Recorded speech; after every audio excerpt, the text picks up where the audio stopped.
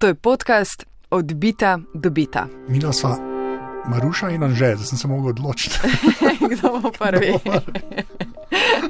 Midva spremljava dogajanje v svetu tehnologije, potem izbereva 3 teme in o njih debatirava. Ja, ker sploh ne do konca Nič reči. ne, dovolj je tega. Danes nama pomaga kolegica novinarka MMC-ja Ana Jurc. Podcasti Vala 202, kjerkoli, kadarkoli. Anže, Ana, oba vaju je lepo videti, dobrodošla, Ana, živjo. Živijo.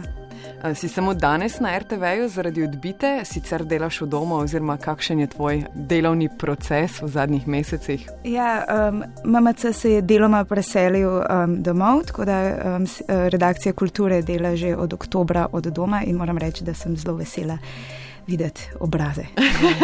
Ja, tudi če čez pleksi. Ana, koliko filmov in serij si pogledala v letu 2020? Mogoče koliko več kot v letu 2019? Beležiš te statistike? Ja, pravzaprav te statistike beležim, ampak zdaj se bojim, da bom pokazala svojo starost, če povem kako, in sicer v beležko s kulijem.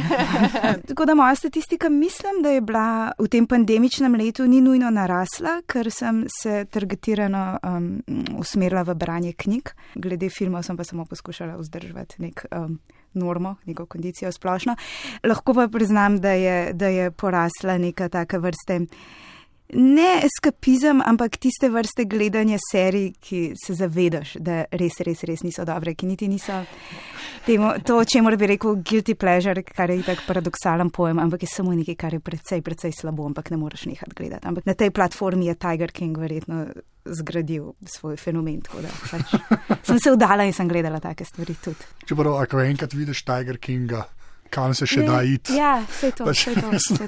Najboljši film vseh časov je kao, Citizen Kane, kao dlje se ne da iti. Tiger King je nekak Citizen Kane, tega, ne vem, je to žanr, karkoli je, ampak mene je v resnici strah, če bom kdaj videl nekaj, kar bo preseglo Tiger Kinga. Ne samo zame strah me je za nas. Ja, ampak poskušajo. Mislim, da je šel ta dotični ponudnik zelo v smer delanja stvari, ki niti ne stremijo k kvaliteti, ampak imajo samo pač moment zgražanja, vojerizma za gledalce. Je pa res, da Joe Exotic ni dobil pomilostitve od Trumpa. Ja, sem brala. To je bila tudi novica. Ja, to je bila prav novica. Ja, ki sem jo jaz imel v moji glavi in zdaj jo imate tudi. Anže, to sem hotela. Ti beležiš statistiko? Ena od tem, ki se bomo danes pogovarjali, tam sem res zdaj začel in je v bistvu kar pol sebe presenetam, kako malo v resnici gledam. Družinsko življenje naredi svoje. No. Moram reči, da jaz sem večinoma tako beležil, da karkoli sem gledal, je bilo potem pač označeno z ono kljukico watched, ne, pa si tako, to sem pa že gledal.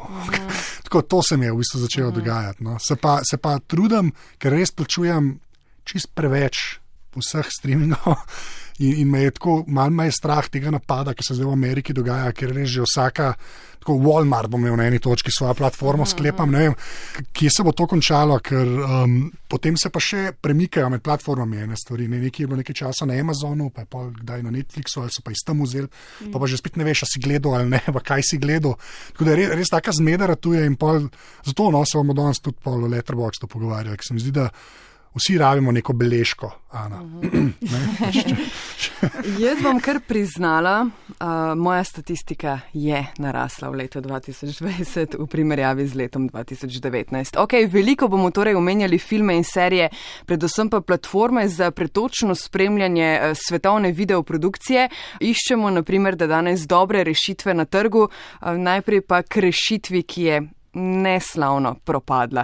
Če smo in če ste vi vsi dobro nameščeni, glede na temo najbolje kar na kavču, gremo na delo.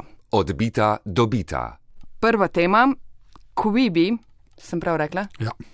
Quibi je platforma, zaživela je aprila lani, v središču globalne pandemije, obljubljala pa kratke epizode, ki jih pogledaš na telefonu, kjerkoli, kadarkoli. Skratka, odlična ideja za čas, ko je cel svet zalepljen na ekrane.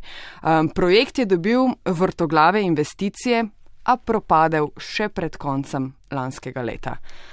Ogromne investicije, to je enako Ja, skoraj 2 milijardi. Mislim, da so nabrali denarja, ne, dolarjev in teh milijard ni več. Ja, res noro, ker je šlo za nek projekt relativno znanih ljudi v pač svetu biznisa in zabavne industrije. Ne. In res imeli to neko premiso, da rabimo Netflix, kjer bo epizode dolge manj kot 10 minut. Ne. Kar sem jaz potem še prebral, da se nekako gre z roko v roki, da po sindikalnih postavkah ni bilo treba čistko plačevati igralcev in vseh ostalih, ki delajo na teh tako res čudne zgodbe, v to ne bomo šli. Ampak tako, ko sem slišal premiso, se mi je slišala kot nekaj, kar bi si nekdo smislil, ki ne uporablja interneta. Ker vsi vemo, da YouTube obstaja, vsi vemo, da so pač vse te spletne strani, ki ponujajo video storitve, kot so Netflix in Amazon Prime in vse. Tukaj se je pa nekdo rekel, ne, rabimo krajše epizode, ker to ljudje gledajo na telefonih, medtem ko ne stojijo in čakajo na avtobus oziroma so na avtobusu. In ni bilo nič novega, pa seveda zadeva je bila že od začetka plačljiva in ful so stavili na neke res kao znane osebe, da bi imele tam šove, pa tudi to ni pomagalo. Res tako polno enega denarja je res šlo zelo hitro. Ja. Mislim, za nič ne vem, zdaj sklepam, da je bilo tudi dobrega. Jaz moram reči, da sem videl sam neke odseke, pa me nič ni prav posebej prepričalo. Ampak ja, 1,75 milijarde dolarjev. Ana, Quibiju ni uspelo, poznaš platformo, zakaj mu ni uspelo, so ga pojedli preveliki, je bila ideja napačna, kakšno je tvoje razmišljanje? Ja, jaz kot večina ljudi v resnici ne poznam samih šovov pa serij na Quibiju, ampak pač sem pa spremljala celo vrsto think piecev o tem, zakaj Quibi deluje pa ne deluje. In tako, kot je že rekel, pač ja, če si tega ne bi zdajle zmislili te ljudje, kot so si, bi si pa nekdo drug, ker je pač to samoumevno, da je točno to. Nekdo pogledal, kaj mladi ljudje delajo, kaj počnejo, ves čas gledajo v telefon, In pač jaz mislim, da v neki teoriji mi je popolnoma jasno, zakaj tako razmišljaš, ker pač ljudje so vedno pripravljeni plačati za premium. Torej, ja, pač YouTube je zastonj, TikTok je zastonj, ampak mislim, voda je tudi zastonj iz pipe, pa ljudje kupujejo Evian vodo. Če imaš nekaj, v kar so pač torej vložili ogromen denarja in je zelo spoliran in obljublja zvezdnike, ni nezamisljivo, da bi ljudje plačevali tistih $7 na mesec, zato da to lahko imajo, ne? Ker mislim, da niti sploh ni bilo po tisti poskusni dobi, mislim, da sploh ni bilo zastonj različice, da bi lahko z več oglasi gledal, kaj je zastonj. Ampak bolj se mi mogoče zdi, da je problem, da je bil to brainchild pač ljudi, ki so v 60-ih, ki rečejo, kaj je ta mladi mu všeč. In oni imajo še vedno v glavi, da so ta mladi milenici. Torej, jaz kot najstarejši milenici bom počasi stara 40. In pač moja generacija ni več tista, ki diktira. Ne? Torej, zdaj bi bilo treba gledati ljudi, ki so na TikToku. Ne? Mislili so, da držijo nekako prst na pulzu, ampak da so šli na prestaro. In vsi ti ljudje, ki se vozijo na podzemni in gledajo v telefon in pač ja, so se nehali voziti na podzemni v lanskem letu, to verjetno ni koristilo, ker je pač vsi ti časi, ko jih imamo v tranzitu in to je vse kar nekako zginilo, ampak vsi smo tudi doma gledali v telefone, tako da to verjetno ne more biti 100% izgovor, da mogoče ni treba iskati, kaj je nam všeč. Ampak vsekakor pa tudi sama imena, ta Jeffrey Katzenberg, ki je bil odgovoren za vsebine, to je pač oseba, ki zveni kot vizionar v zabavne industrije. On je bil pri Disneyju v zgodnjih 90-ih, on je recimo porival to idejo za recimo animacijo Who Framed Roger Rabbit, ki je pač takrat bila zelo ogromna inovacija kombinirati igran film pa animiran film in je zvenil, mislim, še zdaj na papirju zveni zelo butast, pa je bila to ogromna uspešnica. In potem na petah tega je bil pač on na čelu vseh teh animacij, ki so v bistvu zaznamovale celo generacijo pred Disneyjem. Mala morska deklica, Levji kralj, Lepotica in zver in vse to, se pravi. Ampak obenem pa tudi menda neka taka konfliktna osebnost in so potem, ko se je pozneje ustanavljal DreamWorks, mislim, da so mu plačali, da je šel stran. Tako da, to je pa druga stran tega. In potem ta CEO, kako se piše, Whitman, je bila pa tudi direktorica eBaya, pa še nečesa. Pa HP-ja mogoče. Ne, se pravi, to sta dva človeka, ki sta že v preteklosti gamblala na stvari. In menda, pač, kakršno so pričanje, ko ste pač Katzenberg na pogovore na piče vodu ustvarjalce vsebin, so bili mnogi med njimi skeptični, pač iz očitnih razlogov in da je potem samo njegova sila, ta žar, jih je prepričala in zato je pač ogromno ljudi prišlo na krov. In tudi on je, mislim, da sklenil neke zgodovinske pogodbe, da je uspel uplest, sicer ne z ogromnim finančnim sodelovanjem, ampak vse velike studije, Sony, Fox, Viacom in torej, kar pomeni, da imaš potem ogromen bazen teh zvezdnikov. Zanimiva zgodba, zato toliko bolj zanimiv razplet, ne, verjetno, ampak ko razmišljam o nekih alternativah, priložnostih za start-upe, mlajše, manjše, kaj sklepamo, se splača potruditi, teh ogromnih velikanov je na trgu zdaj že nepregledna množica, se splača tekmovati, se splača iskati alternative. Mislim, ne moreš premagati YouTubea, TikToka, Netflixa, Amazona, HBO-ja, Applea. Absolutno ne. Zdaj teh ponudnikov je že tako zasičeno tržišče, ne? Ampak pač vsi imamo radi zgodbe o nekih majhnih projektih, dobrih idejah, ki so potem pač izbruhnile. Zato mi je pač to, kar bomo pozneje omenjali, nočem zdaj skakati na naslednjo temo, ampak zato mi je pač Letterboxd všeč, zato ker je, ali pa saj idejo ima, ali pa saj vibe ima, majhne stvari, ki se pač razvijajo organsko in ne na ta način neke stvari, ki je iz vrha bila zastavljena kot nova dominacija, že spet ne. Moraš se kar, mislim, lahko se odločiš, ampak ni nujno, da ti bo uspel. Zanimiv mi je pač ta tenzija med temi velikimi, ne, kjer se enostavno se mi zdi, da ne da več konkurirati, ker ko enkrat Apple začne pač svoje delati, pobere 3/4 vodstva HBO-a, ne. Na drugi strani imaš pa te ljudi, ki pač delajo na YouTubeu, ne, ki je v bistvu postal, kar se videa tiče, ne, neka pot do monetizacije, ki pa tudi zapolni polno eno teh vrzeli, ne, zdaj kaj ljudje gledajo, mladi, stari milenici, zdaj te generacije, karkoli. Tako da jaz mislim, da je to predvsem bo zanimivo spremljati te starejše, jaz mislim, da kle bo ta najbolj zanimiv boj. Kaj od tega bo preživelo? Zdaj imamo od NBC-ja, imamo Peacock, ki ima res noro zakladnico starih šovov, ki so bili zelo gledani, ne. Pa slišiš, da bo Paramount Plus, ne, pa zdaj karkoli, a to CBS All Access v bistvu postane sploh ne sledi res, pa sem si vse že prej prebral, pa kle bo predvsem zanimivo videti, kva od vsega tega bo preživelo, ne. Ker še vedno pa to, kar smo se tudi odbiti že pogovarjali, ne smemo pozabiti, pa že prej si omenila Disney, ne, pač ta Disney, Marvel, Pixar naveza, to je pač še po tizmu na kupu 20th Century Foxa, sploh, kaj se pa še da kupiti za nazaj, mislim, sploh, ne, zato pa recimo Netflix, ne, jaz jih čisto razumem, da si sposojajo denar in delajo stvari, ki bi, ne, bomo res milenici izpadli, stari milenici, da bi imeli 3,2 oceno v najboljšem primeru, ne. Pa jih štancajo, ker pač rabijo vsebino, ker zdaj so se tudi vsi starejši postavili svoje strežnike in upajo na najboljšne.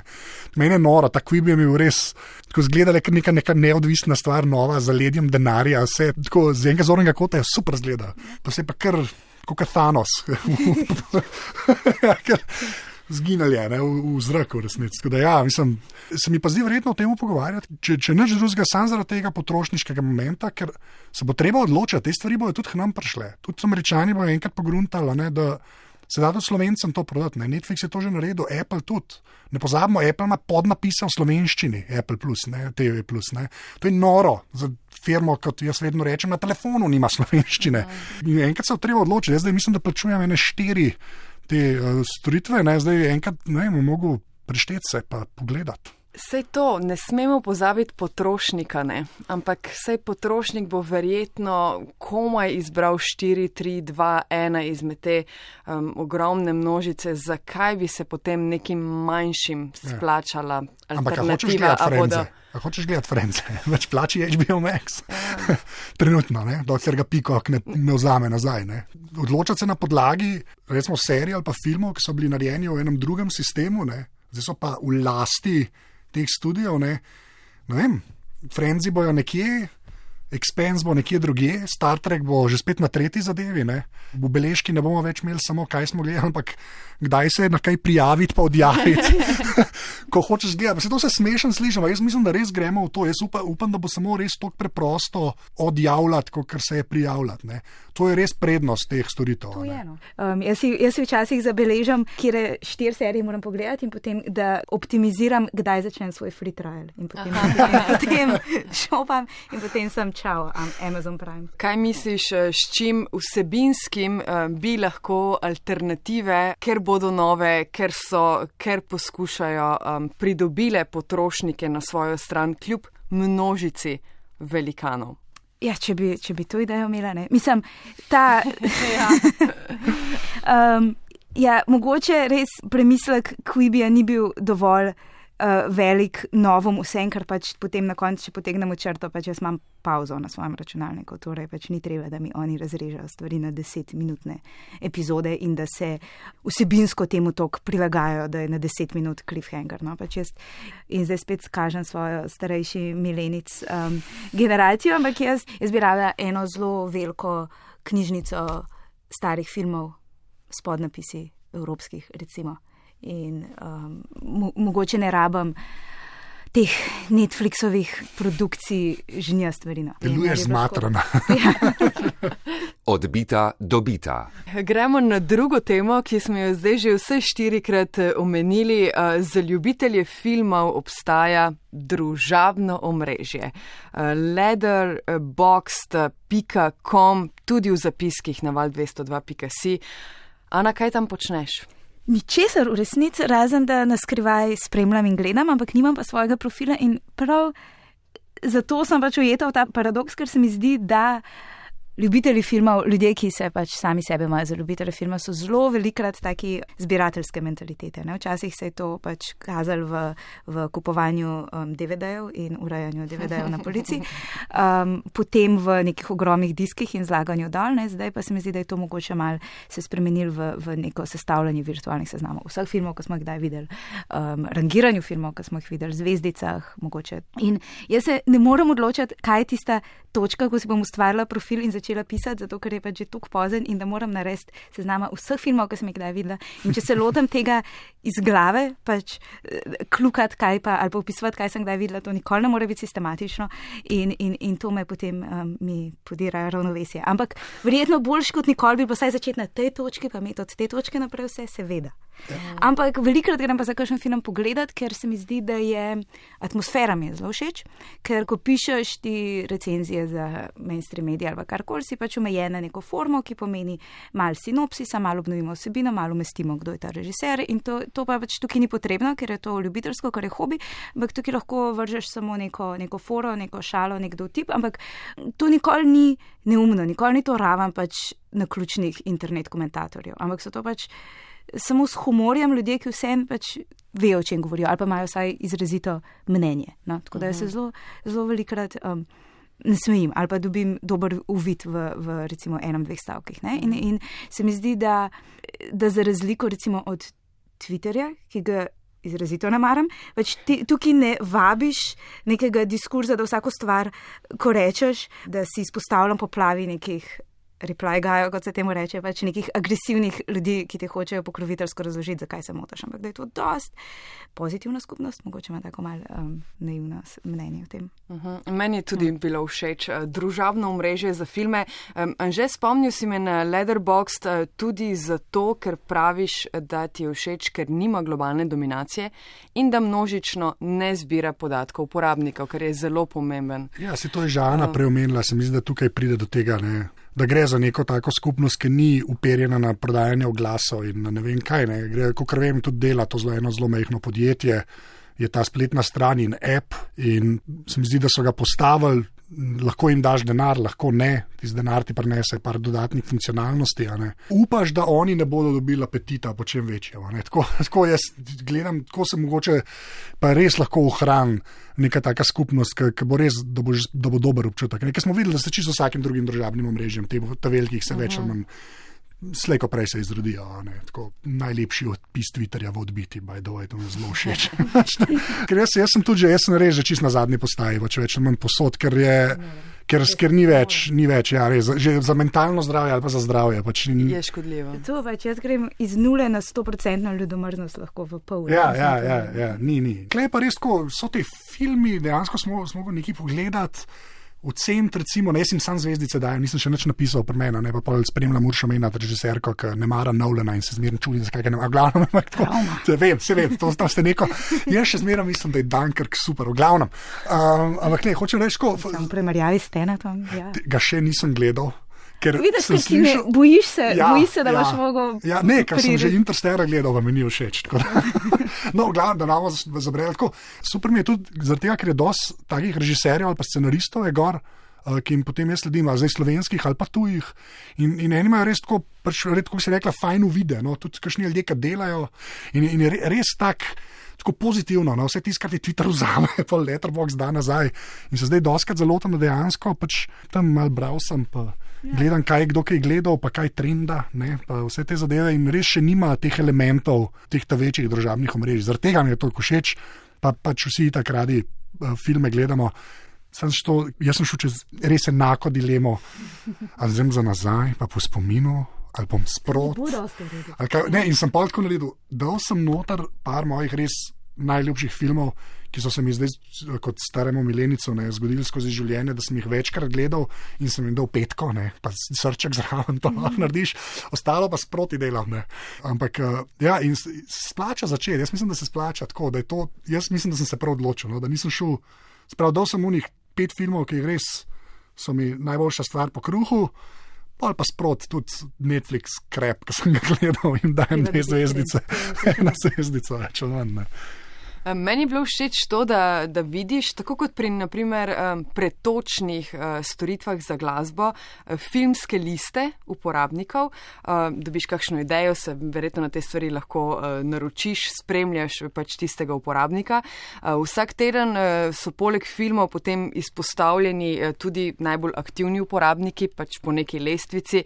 Eden od bolj aktivnih, naprimer ta teden, ima vse skupaj 75,000 sledilcev in je letos pogledal in recenziral že 35 filmov, začetek februarja je. Skratka, vseeno, no, navdihujoče omrežje se mi zdi, seveda sploh v primerjavi z vsem ostalim, kar omenjamo, ampak potem sem se spomnila, kaj pa IMDb?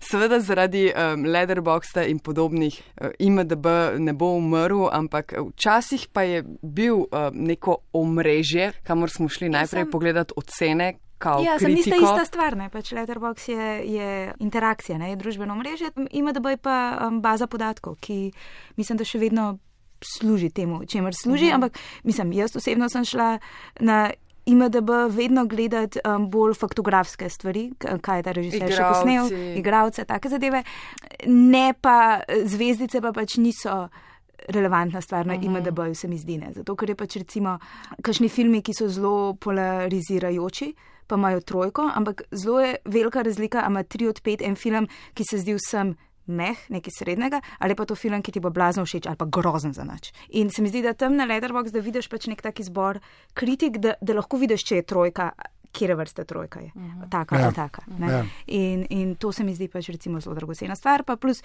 te seznami na IMDb-ju, ki se nekako ob strani pojavljajo, kot ki jih razni uporabniki sestavljajo, so zelo pač, ne vem, kdo so ti uporabniki, ne znam jih rangirati in te seznami so zelo tako pač hitro misne, kar nekaj, kar se pač nekdo odloči, pa tja flika, no, ni neke preglednosti v tem, no, saj meni se ne zdi, ampak še vedno IMDb za to, kar je njegova osnovna uporaba, se mi zdi super stvar, ne? In hvala Bogu, da imamo zdaj Slovenci tudi to inačico, ne? Se pravi, bazo slovenskih filmov, ki je tudi super in dobra dela, se mi zdi. No, jaz sedim, ker ima, da bojo nam rekel zamerjam, ampak odkar jih je Amazon kupil, se je zelo usmerjal v demo prodati DVD ali pa usmerjati na streaming. Tako se je vmesnik dosti spremenil.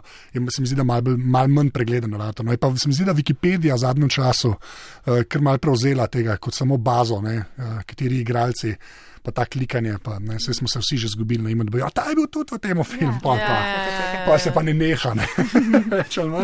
Super mi je, da se končno pogovarjamo tudi o nečemu, ki v bistvu ima neko publiko, kar je Letterboxd, ampak ni še nekih oglasov. Noben mi še ni probal prodati nekih neonskih luči na Letterboxdu. No, tako bom rekel. Ampak si Letterboxd obstaja že zelo dolgo časa. Ne? Ja, zato imam tak upanje, da bo še obstajal v tej obliki toliko časa. Ne? Ker zdaj bi se v bistvu že lahko prodali ali pa šli v neka druga smer. Ne? Pa očitno, ne vem, poslovni model očitno funkcionira, dosti dobijo nazaj, ne? Pa več nam pustijo stvari, primeru pa, ne, tako ne, svetla luč, no. Ni flashy, ni pretenciozen. Ja, kar je noro reči, ker se mi zdi, da smo res že zgubili občutek, ne, ker je vse tako kričeče, ne, kar se teh glavnih tiče, ne, družabnih omrežij, ne, to je pa neka taka stvar, ki malo pod radarjem tamle pa deluje, no, tako da, ampak ja. The Thin Red Line, 5 zvezdic pa srček, sam povem. To je film, ki sem ga največkrat v življenju videl. Pa ne zato, ker se strela, jaz sem res fan Melika, sam povem. Ampak tako, to vem, da sem dal v Letterboxd naprej, da sem začel. Pa sem dal, pa mislim, da Polar, ki je ta Mads Mikkelson, kaj je. Kaj je meni redo. Toliko za nič filmov, da nisem gledal. Samo on je hud. Netflix. Ja, sem zaradi njega gledal. Drugih filmih. Ja. Še kakšna koristna baza, filmi, serije, spletna stran, družabno omrežje, karkoli. Kam ti še kaj Ana, pogledaš? kam še hodiš? Pred ali po ogledi filmov? Verjetno grem na Metacritic zato, da pogledam konsens pač kritikov, ki so recimo uveljavljeni. Ampak to je bolj za pač neko, samo za vtis, je zadeva bila dobro sprejeta ali ne. Drugače pa iskreno se ne poskušam v filmu naprej zelo informirati, ker ti pač to absolutno zelo obarva na način, kako boš pristopil k njemu. Tako da pač velikrat prekrižam prste in upam, da bo ok. No. Letterboxd.com In app, ne pozabimo, res tudi app, ki res fajn dela. Še vedno fajn družabno omrežje v primerjavi z vsemi ostalimi. Odbita, dobita. Še na konec, tretja tema, pogled na ekran v letu 2021. Na česa se veseliš letos, kaj odmevnega se napoveduje, o čem se že govori, o krogih, v katerih se giblješ? Krogi, v katerih se gibljam, je moje stanovanje trenutno. Tako da, oprosti, zdaj res trenutno sem v nekem takem rahlo apatičnem obdobju, ali pa zasičenem obdobju. Mogoče bolj to, ker smo zasičenost, mislim, da je beseda. In da me iskreno ne zanima. Mislim, dokler mi ne vrnajo nasledstva, ki je moja Igra prestolov, to rabam, me ne zanima. Ja, v tem klubu sem tudi jaz, govoriš o kroni, ne? Nasledstvo. Succession. Krono sem pa seveda pogledala in kolikor sem bila recimo v prvih sezonah Krone navdušena, mislim, najprej sploh težko preboliš, kako si impresionirana nad količino denarja, ki se ga vidi na ekranu. In kako absolutno pozabim, da verjetno niso snemali v Buckinghamski palači in kako se potrudijo z idealno izbiro igralcev in vse. Na začetku je bilo to res nek tak, se mi je zdel dosti inteligenten premislek o različnih vlogah monarhije, da mogoče niso zadeve tako simbol, kot se mi izven Anglije odločimo, da je to pač neka nepotrebna, arhaična stvar. Ampak zdaj se mi zdi pa, da so mirno zadrajsali v pač sapunica teritorij in so si pač dali duška s to Diana zgodbo in se v bistvu vsi samo ukvarjamo, je tista igralka dovolj podobna Diani. Ali pa to samo zato, ker smo zdaj že prišli v čase, ko se jih mi, stari milenici, spomnimo in potem si mogoče bolj kritičen, ampak mislim, jaz nisem mogla preboleti upodobitve tiste Margaret Thatcher, no nje se v resnici ne spomnim, ampak tiste, zelo imam rada Gillian Anderson, ki je pač čudovita ženska, ampak tiste je bila neka nora, hripava karikatura, Nihče ni tak. Ja, ko smo že prej rekli, koliko Netflix res zapravlja. Če se pa kje vidi denar, to je pa, jaz mislim, vse štima. In naredijo, pripravljeni so narediti samo za neko ogromen prizor, samo za en kratek kader, kako se nekje skozi prehodijo.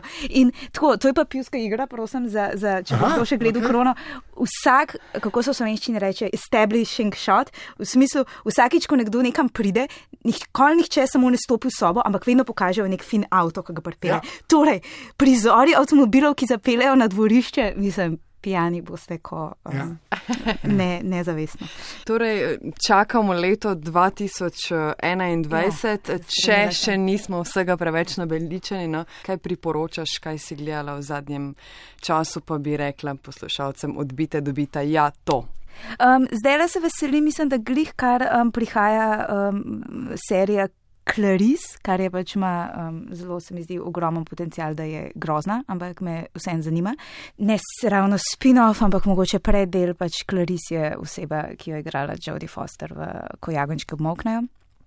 In to so zdaj mlajša leta te FBI-ove detektivke. To mislim, da se zdaj začenja enkrat v februarju, pa mislim, da je pravkar na HBO prva epizoda serije Investigation, ki se pa ukvarja s tem zloglasnim primerom umora novinarke, ki je šla tistega bogataša na njegovo ladjo intervjuvati. In potem so zadeve postale, par let nazaj je bilo pač v medijih dost ostuden zločin, ampak to je zame mal vrste tega brez pretiranega možganov vklapljanja, to so te skandinavinarke. Tako da, no, v glavnem, nasledstvo na HBO, prosim, naj že to naredijo in to nujno rabim letos. Anže, kakšno priporočilo? Jaz imam eno priporočilo samo zato, ker sem to v zadnjih mesecih ponovno gledal in to je The Wire. Oziroma To pa zanimivo, veliko ljudi se zdaj nazaj vrača, ker pač imajo na razpolagi The Wire pa Sopranovine. Jaz v bistvu Sopranove sem vedno tako zelo sporadično gledal, jih nikoli nisem celih, pa tudi nimam neke pretirane že, pa vem, da je dober, tako mi je vse, ampak The Wire pa vem res ostal tako, kot več se že skoraj ne da narediti.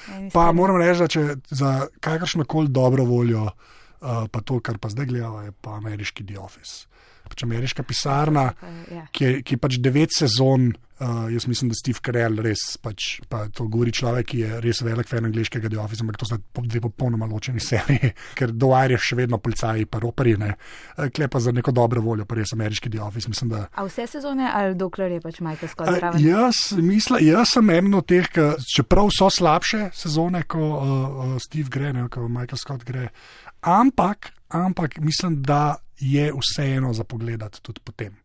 Ker jaz sem fan Andyja Bernarda, tako da meni on drži cel šel gor potem in je meni to ok. Mislim, jaz bom verjetno plačala naročnino tistem, če se bo pri nas dal NBC-ju ali komu, ki mi bo dal celega Seinfelda. Mislim, da bom to plačala in da to rabim videti še enkrat vse od začetka. Še ena stvar, če greš lahko od začetka do konca za dobro voljo in mentalno zdravje, s tem reče. Jaz sem pa letos že pogledala serijo Lupin. A je Lupin? Arsène Lupin? A je to ta francoska o tem kriminalcu? Detektivska serija na Netflixu. Po dolgem času me je pritegnila, ker sem, mislim, da vseh 7 delov, 7 jih je, v prvi sezoni pogledala v enem večeru, ki se je potem potegnil v noč. Skratka, zgodba o profesionalnem kriminalcu, ki ga pač moraš imeti rad, ker je gentleman thief, skratka, tat, ampak je tudi gospod. Še tak moment sem imela, ker se mi je, mislim, da to nazadnje zgodilo pred desetletjem, ko sem gledala Dexterja, ki je serijski morilec, ki sem ga imela rada, se van zaljubila in skratka navijala zanj, ker je bil dober človek. Dexter mislim, da dobi reboot, a to vemo? Res, okay. Ja, mislim, da se letos vrača Dexter, samo ne vem, a bodo lahko nadaljevali ali gremo še enkrat od začetka. Tale francoski gospod gentleman thief mu je kar podoben. Mislim, glede tega, da se mi zdi, da kot gledalec navijaš za nekoga, ki je kriminalec. Napeto, dobro posneto, pa v francoščini zdi se mi, da ne glede na vsebino je pač meni osebno francoščina lep in poslušljiv jezik in sem tudi zato navdušena. Zato je ta pač Netflix, da je res, se mi zdi, vlaga velike energije v te posamezne, da pač daje denar, da razvijajo različne države na svoje projekte. Tako da pač počas bomo verjetno dobili kvalitetne, francoske, španske te stvari, ne samo mogoče iz Skandinavije, da pride do nas in to je super. No. Drugače pa trenutno se začenja pa tudi po tednih, druga sezona Snowpiercerja, to se mi je pa zdaj tudi solidno, v redu. Prav, to je... Jaz si nočem filma pokvarta, da je solidno, to če ti rečeš, to bom pa poslušal. Okay, ne, mislim, film je boljši. Mislim, pa ne rabaš. Mogoče nisem prepričana, da še rabam to veliko, ampak spet je ta visoka produkcijska vrednost. Ne vem, sama premisa je pač ok in jo bodo pač verjetno stisnili do zadnje kaplje življenja, ampak zdaj smo tukaj in gledamo. Okay. No, cool. Nekaj predlogov se je nabralo, ne? To je dobro. Jih bomo shranili tudi na val202.si. Ana Jurc, hvala, da si prišla v Odbito dobite. Hvala vama za vabilo. Lepo te je bilo videti, do naslednjič pazi nase. Ja, hvala. Na koncu še priporočilo, ki ni filmsko, ampak podcast priporočilo. Danes bo to Globalna vas. Lepo pozdravljeni ljudje Facebookov in internetov in Instagramov ter drugih odbitih tehnoloških reči. A veste, kako pravijo, da je treba vsake toliko pobegniti od pametnih telefonov in ostalih ekranov, da se možgani malo resetirajo in te stvari? Kaj pa, če vam povem, da obstaja preprosta, brezplačna in nasploh super metoda pobega v neko povsem drugačno okolje? In to na način, pri katerem se vam niti ne bo treba ločiti od svoje pametne napravice. No, to je vsekakor povsem mogoče. Med podcasti Vala 202 poiščite oddajo Globalna vas, v kateri gostimo na vse konce sveta izseljene rojakinje in rojake z 1,001 zanimivo zgodbo. Ter tako, vsaj za 1/4 ure, padite v, večni kanadski sneg in led, se sprostite na rajski tajski plaži ali pa preverite, kako v času koronakrize po sudanskih vaseh razvažajo mleko. No, tega vam izdam. Normalno, tako kot prej, z oslovsko uprego. Vse ostalo pa v podcastih Globalna vas. Se slišimo.